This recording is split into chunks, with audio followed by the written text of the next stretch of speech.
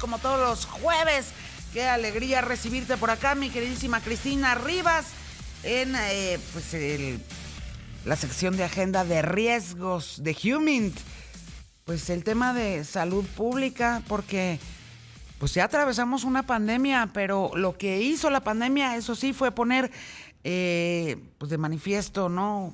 O mucha más luz sobre las deficiencias en el sector sanitario de nuestro país. Muy buenas noches, Cris.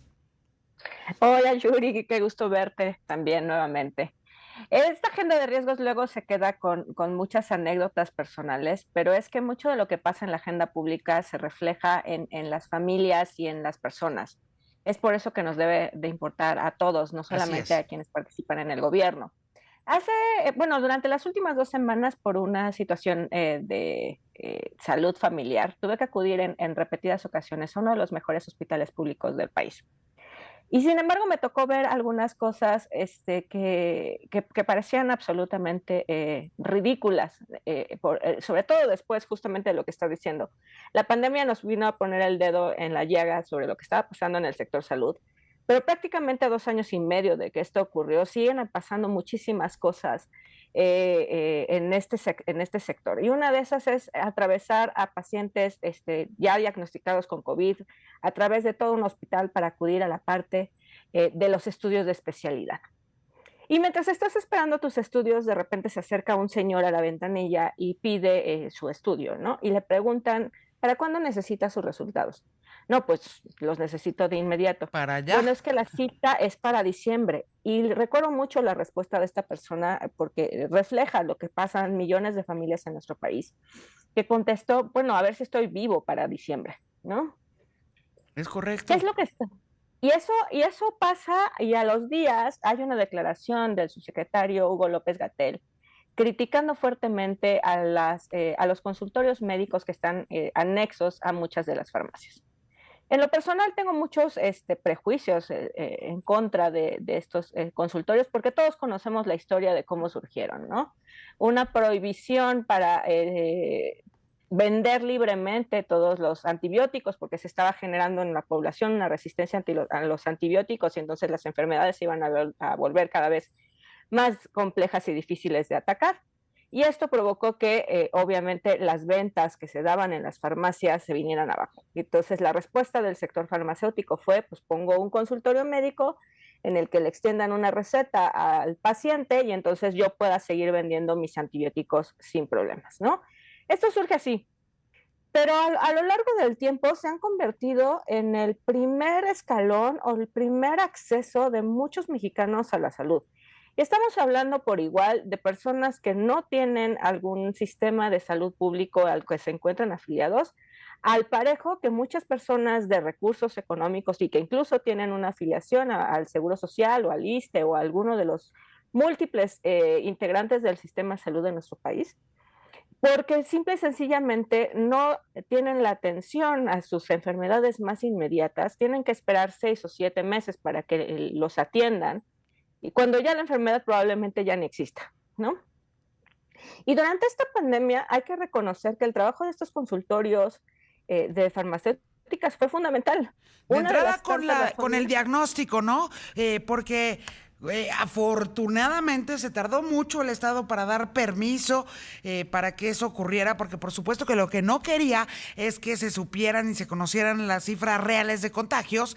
Siguen sin conocerse, porque ninguna farmacia está obligada de reportar los positivos que va descubriendo en su día a día, que van aplicando las pruebas de antígenos o de PCR, pero lo cierto es que de entrada permitió atender una demanda que era urgente, que era la demanda de diagnóstico. Totalmente. Y de hecho, una de las tantas razones por las que el sistema público no colapsó durante la crisis del COVID en sus puntos más álgidos fue porque mucho se canalizó a través de esos consultorios. Así es. Si bien habían, quizás los médicos, muchos son apenas recién egresados, es gente que se ha comprometido mucho. Es más, tú puedes ir a cualquier colonia y la gente misma te va a decir que el mejor doctor de la zona es el que está en una farmacia.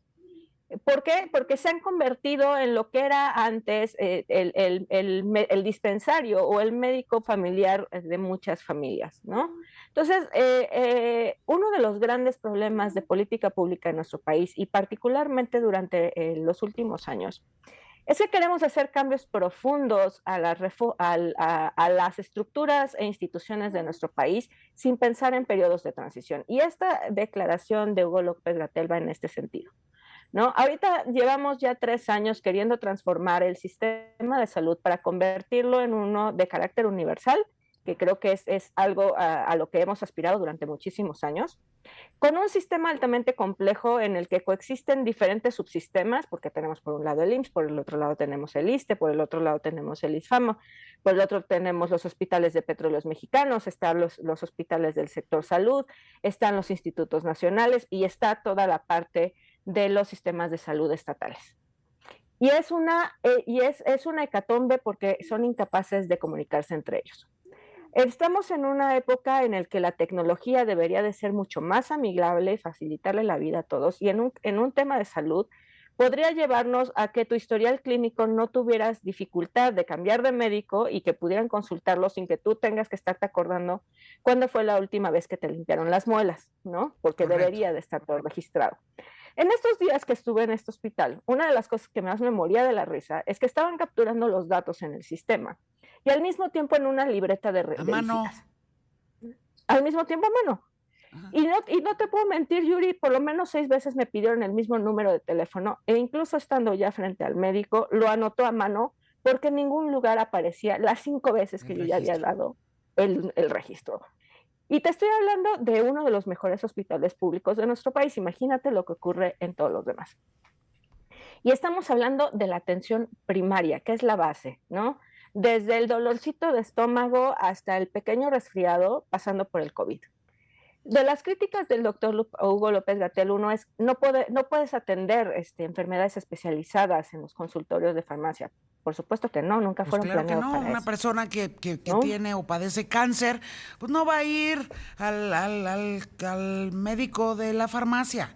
Pues evidentemente, pero sí, la verdad es que lo cierto es que estos consultorios le permiten a, de verdad, millones, para ser exactos, 10 millones de consultas se dieron en el transcurso del último año. Eso es lo que reportó la Asociación de Farmacias de México después de las tonterías que para variar dijo Hugo López Gatell.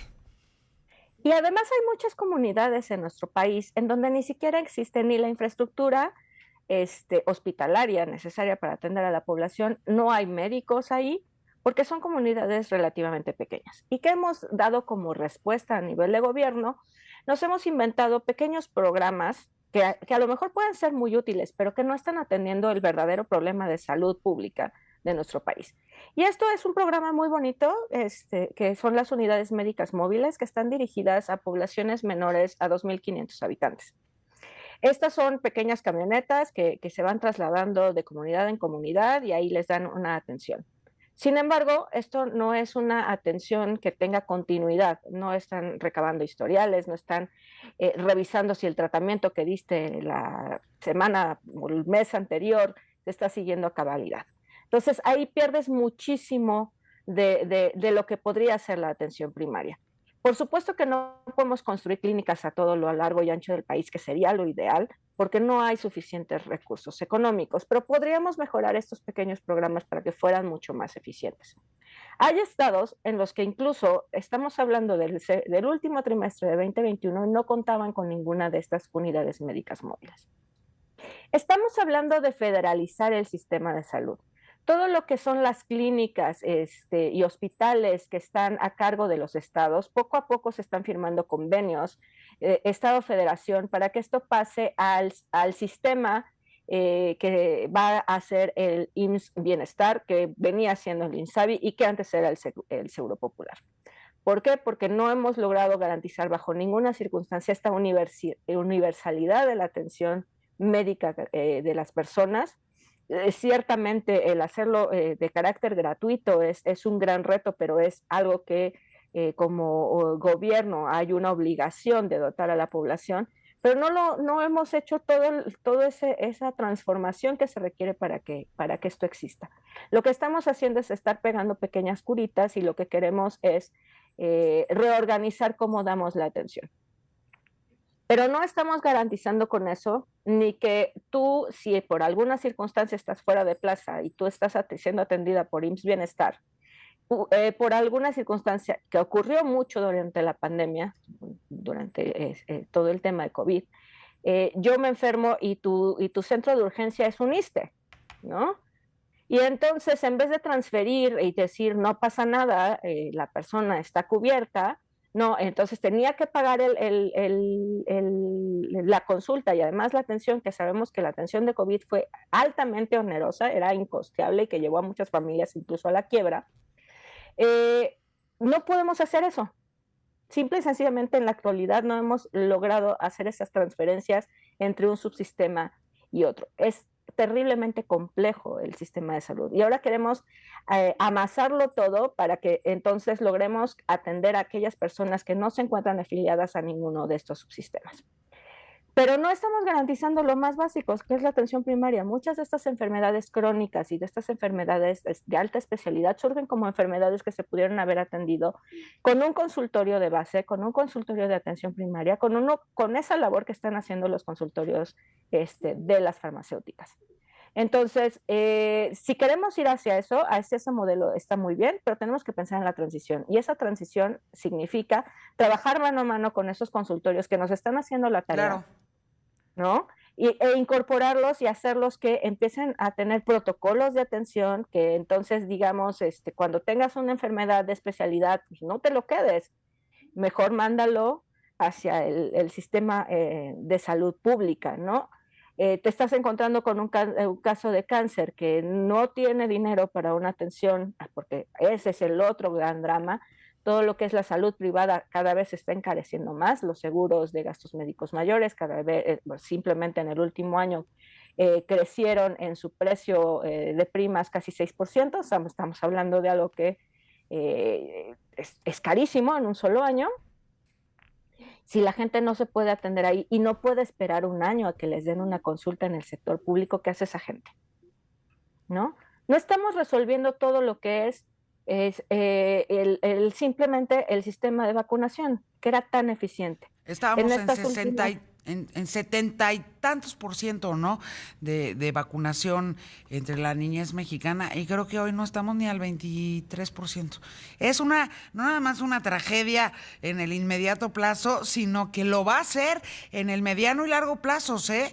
Porque, por ejemplo, hoy sí se nos ha dicho que quienes en la infancia recibimos, tu caso y el mío, porque nacimos antes de los años 80, que es cuando se radicó, pero quienes recibimos la vacuna contra la viruela, resulta que pues es muy probable que estemos pues bastante protegidos contra la viruela del mono, ¿no? Porque en efecto pues recibimos esa vacuna en nuestra primera infancia y hoy las vacunas que tendrían que estar recibiendo los niños y las niñas en México pues no las están recibiendo. Entonces están apostando por el agravamiento de su salud en su adolescencia y en su edad adulta. Así es. Entonces, tenemos todo eso que resolver y muy poco tiempo. Toda esta transformación y esta federalización de la salud que está hablando el gobierno federal no es algo que va a ocurrir de la noche a la mañana. Estamos hablando de inversiones que sobrepasan la capacidad del propio gobierno.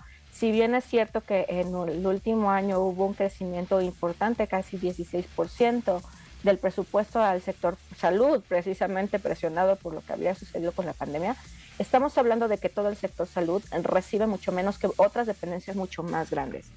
Y estamos hablando como de la base, ¿no? De la tranquilidad de las familias. Entonces, no estamos invirtiendo lo suficiente en salud. Los procesos administrativos para conformar esta universalidad son largos. Entonces, nos vamos a pelear ahorita con los consultorios que están subsanando esas deficiencias en lo que nosotros construimos ese sistema de salud que queremos alcanzar. Ahí es donde tenemos que poner un poco de atención, ¿no? Tenemos que o toda la atención del mundo. Cristina Rivas, muchas gracias, como todos los jueves, por tus comentarios tan puntillosos y tan urgentes. Te mando un abrazo, te espero aquí la próxima semana. Nos vemos la próxima semana. Un beso.